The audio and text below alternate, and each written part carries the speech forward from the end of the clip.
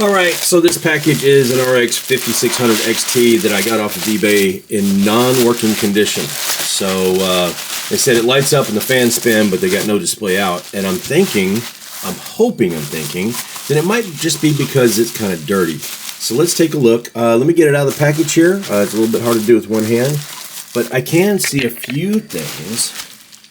Like that's a lot of buildup. And we'll look in here. But I'm thinking, you know what? We might be able to salvage this. And if not, well, maybe I'll make a good video.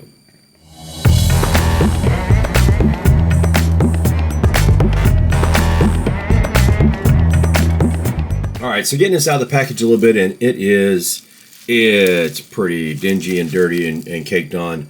I'm going to stick it in the system, and I'm going to see if I can't get it to power up and see if I can replicate what was described to me as far as symptoms. And then maybe we'll, if we get a few things cleaned up, maybe it just happens to be like one of the ports or something that's a mess. Yeah, we'll see. We'll see what we can do. All right, so we're able to verify that there is no video out so far. With the DVI, I'll check the HDMI again in a moment. But that kind of supports our theory that it's not working.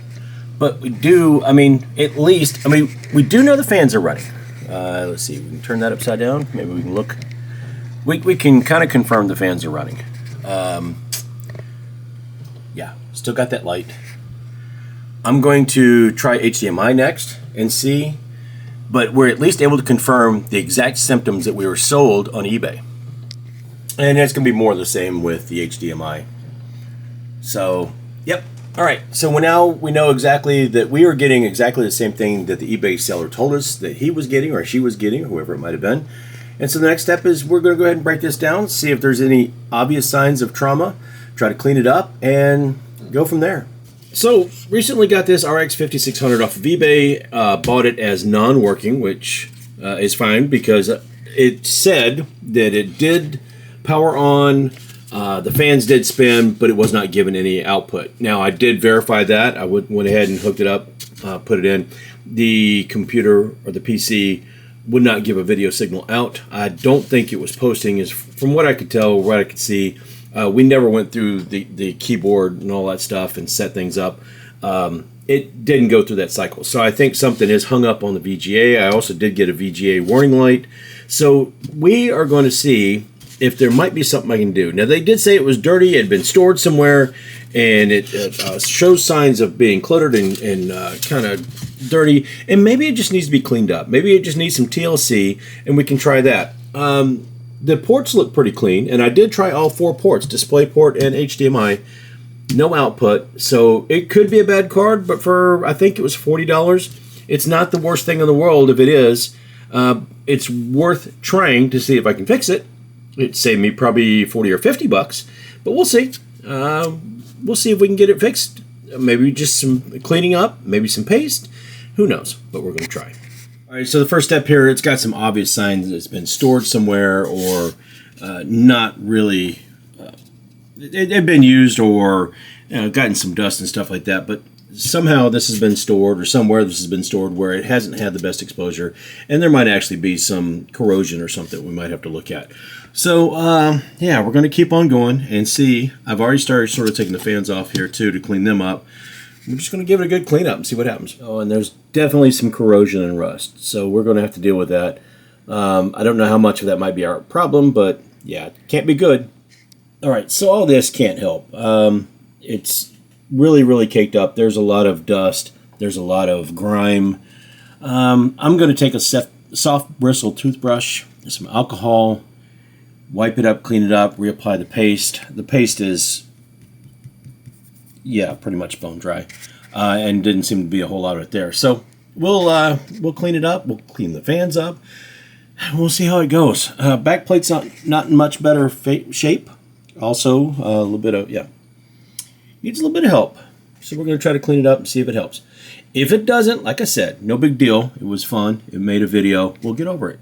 And as I'm cleaning it up, I'm seeing other signs of moisture and corrosion and all that stuff. So, but the board itself, I think we're doing a pretty good job of getting cleaned up. So I'll do just a little bit more here, try to repaste it, put it all back together, and see where we are.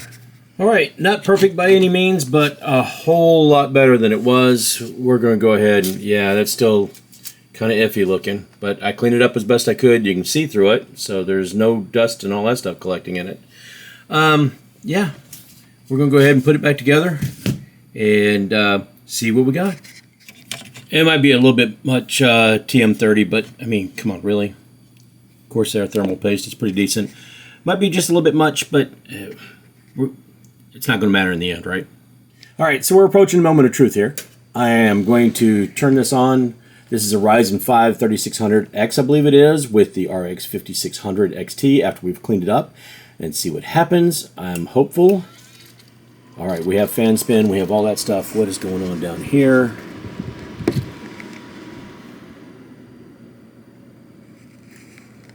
We'll check for a video signal, and I'll let you guys know in a second. Well, a step we didn't get to before is at least it's booting into Windows. We're just not getting a video signal out. So, yeah, unfortunately, and I have tried all three display ports and the HDMI port on the back here, and it's just not working. And to prove that the computer, the PC itself is in good shape, I'm going to swap out, put a different video card in with a display port so we can verify that, yes, everything else is working, but it's just this video card. And then after that, we will talk about whether this was a good idea or not to buy a $40 broken 5600. Okay, so from the chapter titled, Do Not Try This at Home, I mean in great big text at the top, that's what it's called. I'm hooking up a Quadro 4200, but I'm keeping this other GPU installed. This is hooked up to the display port, and I just want to see, because I know it's booting up into Windows, I want to see if Windows sees this video card, and if it's just a display problem, which might be the connectors, and maybe I didn't clean them well enough. So let's give this a shot. As ill-advised as it is, what the heck? All right, so the Quadro's spinning up, so we know that. Let's, we can only hope, right? Let's find out. Oh yeah, 3600X, and there does appear to only be one graphics card. I'm going to go to Device Manager and check that out, but as far as the performance settings, there's only one listed. So it's definitely not picking up the other one for display or that it can use. But let me check Device Manager and see what it says in there. And obviously running, you might be able to see the fan spinning through through that cover there. But again, nope, nada, zero, zilch, not going to happen. So yeah, this is a bust. This card does not work. But we're going to talk a little bit about whether buying a broken GPU or a broken video card on eBay for $40 was worth the experience. And that Quadro 4200 just by itself, no riser cables, no nothing. And yes, it comes up. So now we know that that is a bad card, and that's okay. So do I consider this whole thing a failure? Absolutely not. I knew the card wasn't working when I bought it on eBay. I knew what the symptoms were, and I thought maybe that I was experienced enough to try to figure out how I might be able to fix it. I've ordered some things before that were not working that we've been able to find relatively simple fixes for, and I figured if nothing else, this would give me an opportunity to learn how to break down a graphics card that I didn't have anything to lose from it. I could break it down, I could clean it up, I could see, I could repaste it, I could put it all back together, and just kind of have that experience of doing that. Now, I have done that before. The RX 480, that near and dear to my heart, had to be repasted. And I have done that, but as far as taking everything apart, tinkering with, and trying to see if anything was wrong with something, I haven't done sort of that level of troubleshooting. And in this case, it didn't work. But I was able to give it a good cleaning, take it all apart, figure out, and I know that I have a little bit more confidence going into the next time if I have to do this. Is it going to stop me from buying any more parts on eBay that are questionable or not working? Absolutely not. Again, this was something that I knew had a problem with it. I was able to verify exactly what the symptoms were that the seller told me, so that was good.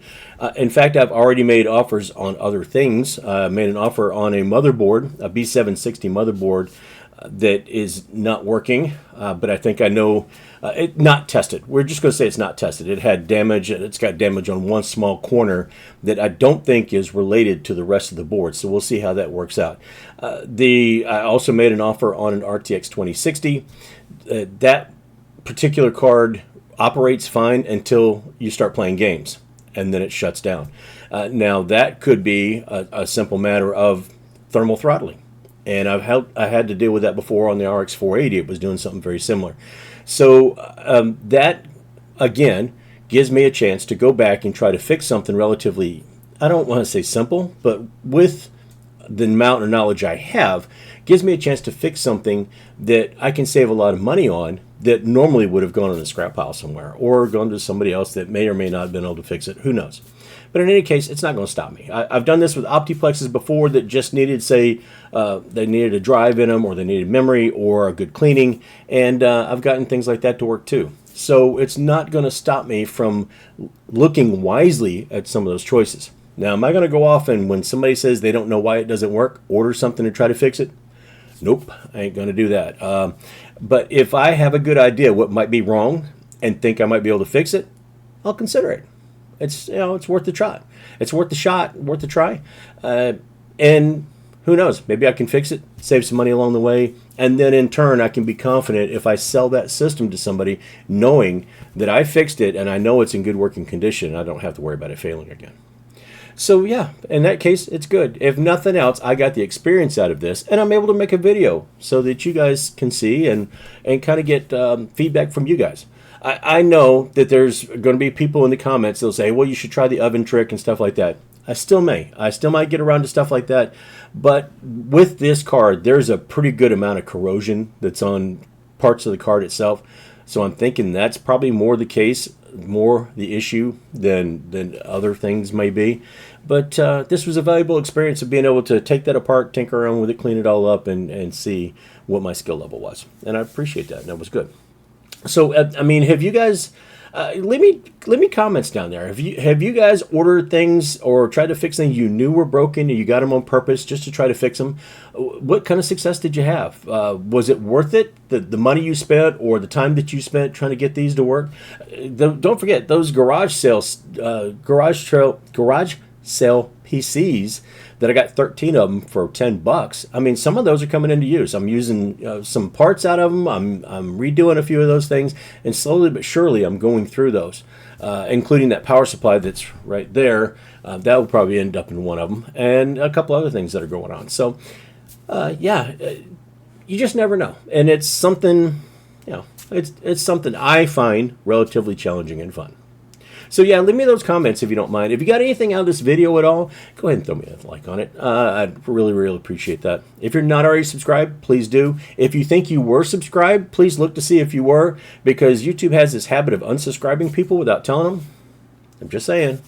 But yeah, go ahead, and if you don't mind checking on that and doing that. Trying really hard to get to 1,500. Would love to get there with your help, and I know I'm going to need it. So anyway, if you don't mind, if you don't do either one of those, maybe check out some of the other socials or our Discord channel or something, But if you don't do any of that, if you don't like, subscribe, check out the other socials, please do me at least one favor, and that's be good to each other.